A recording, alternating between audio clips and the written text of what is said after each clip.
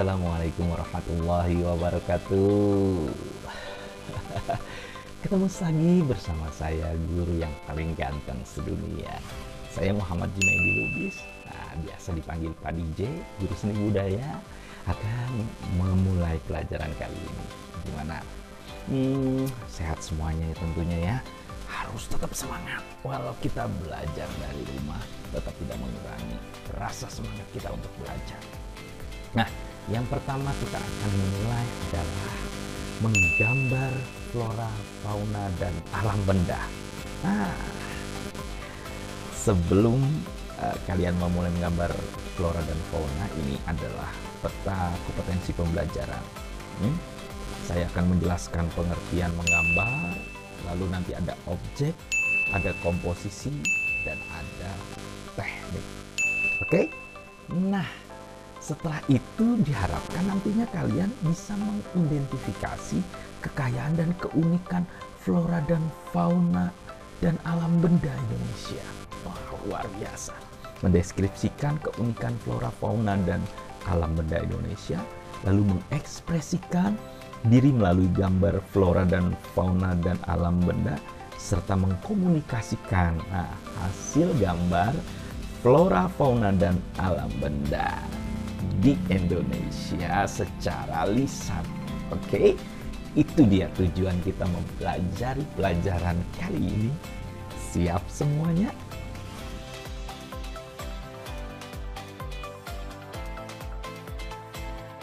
Nah, sebenarnya alam di Indonesia itu sangat luar biasa. Kita bisa menjadikan inspirasi untuk menggambar. Selain flora dan fauna, ada juga benda-benda yang sangat unik yang bisa kita jadikan inspirasi. Nah, kita bisa belajar dari itu semua. Nah, misalnya ada burung hong, ada batik, ada kerajinan-kerajinan yang sangat luar biasa. Oke, sebelum kita memulai lebih jauh, kalian perhatikan gambar ini. Nih, gambar yang pertama. Nah, sudah? Lalu gambar yang kedua. Oke, coba perhatikan lagi ya. Lalu gambar yang ketiga. Sudah? Bagus kan? Gambar yang keempat. Nah, ini dia. Dan gambar yang kelima. Dan yang terakhir adalah gambar yang ke-6. Oke, setelah kalian mengamati gambar-gambar tadi, nah sekarang kalian akan menjawab beberapa pertanyaan. Ya, yang pertama, apa perbedaan dua gambar flora di atas?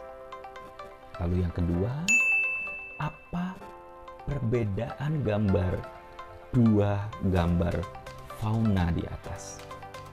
Lalu yang ketiga, apa perbedaan dua gambar alam benda di atas? Nah, sudah bisa dijawab? Oke, kalau sudah bisa dijawab, kalian juga bisa mengungkapkan pendapat kalian di kolom ini. Nah, yang tadi ya, gambar-gambar yang tadi kamu masukkan ke dalam kolom-kolom ini ya. Kira-kira ini jenis gambar apa? Nah, kenapa ini disebut gambar ini? Oke, ciri-cirinya kayak gimana? Oke? Bisa? Nah, tentunya bisa dong. Oke, kalau bisa kita akan beralih ke pengertian menggambar. Kalian tentunya ada yang suka menggambarkan. Kalau lagi bosen misalnya, atau lagi mengisi kekosongan, kalian sering mencoret-coret, membuat gambar-gambar, simbol-simbol sesuatu yang mungkin ingin mengungkapkan apa yang ada dalam isi hati kalian. Gambar itu merupakan bahasa yang universal.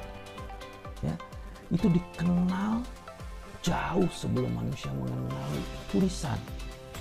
Gambar sudah dikenal sejak zaman purba.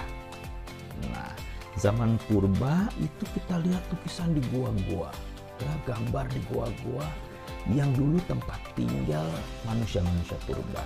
Nah, mereka membuat gambar itu sebagai bentuk ekspresi dirinya, sebagai bentuk kebanggaan dirinya, atau mungkin untuk menghormati roh leluhur yang dianggap memberi keberkahan dan melindunginya. Nah, menggambar tidak hanya melakukan aktivitas fisik, nah, tetapi juga aktivitas mental. Nah, ini yang perlu kalian perhatikan. Nah, aktivitas fisik berhubungan dengan keterampilan menggunakan peralatan menggambar, sedangkan mental berhubungan dengan rasa, karsa, dan daya cipta untuk memenuhi kebutuhan hidup manusia. Nah, manusia dalam melakukan aktivitas menggambar memerlukan media, alat, serta bahan yang senantiasa berubah sesuai dengan perkembangan zaman. Nah, jika pada zaman purba manusia menggunakan bahan-bahan alam yang tersedia, nah sekarang kita sudah bisa menggunakan bahan-bahan yang disediakan oleh pabrik, atau mungkin kita bisa mengekspresikan dengan meramu bahan-bahan yang kita punya sendiri. Nah, jadi kalian juga bisa menggunakan media, bahan, dan alat yang sudah tersedia. Lalu, objek gambarnya, apa yang akan kalian gambar? Nah, menggambar tidak hanya mengandalkan imajinasi, ya. Menggambar juga terkadang memerlukan objek atau apa yang ingin kalian gambar, sosok sesuatu yang ingin kalian gambar.